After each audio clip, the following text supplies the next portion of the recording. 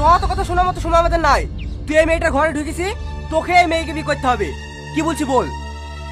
আমি কি বিয়ে করবো? আমার কাছে বউ ছেলে আছে, ও আমাকে ডাকে তাই আমি আসি।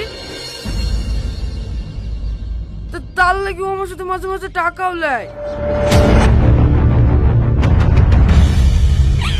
আমাদের বাচ্চা এত বড় মিথ্যে কথা বলে তোর একটু গায়ে পাচ্ছে না।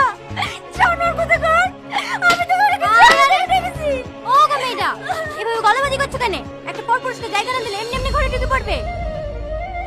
বিশ্বাস করেন কালাম্মা, আমি সত্যি বলছি, ওর সাথে আমার কোনো সম্পর্ক নাই। ও অত নাটক করো না তো, সেটা হচ্ছে সত্যি সত্যি বলে দাও। কিছু কিছু বাকি দেখলে বলো, আমি টাকা মিটিয়ে দিছি।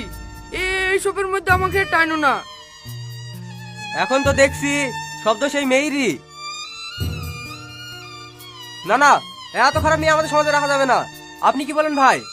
তাই তো দেখছি। এ শাহিন, কি করবো বল? ও আবার কি বলবে?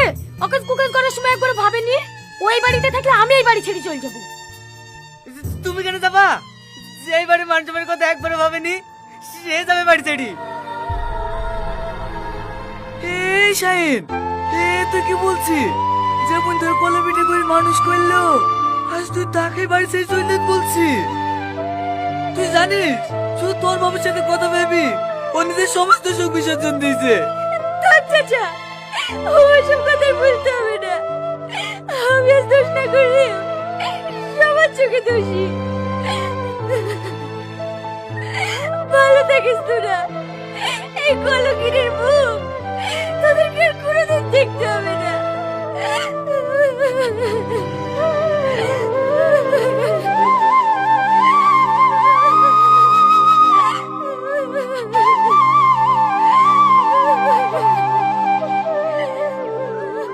রীতি, দাঁড়া মা দাঁড়া। চমা, আজ থেকে তুই আমার বাড়িতে থাকবি। না গো চাচা, আমি চাইনি। আমার লেগে তুমি গ্রামের লোকের কাছে দোষী হও। আমাকে আমার মতো ছেড়ে দাও।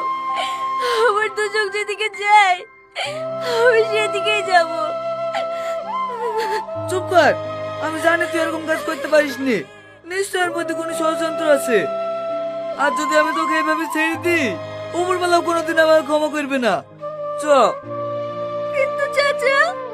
কোনো কিন্তু না, লোকে যা খুশি তাই বলুক, তাতে আমার কিচ্ছু যায় আসে না। আজ থেকে তুই আমার বাড়িতেই থাকবি। চ।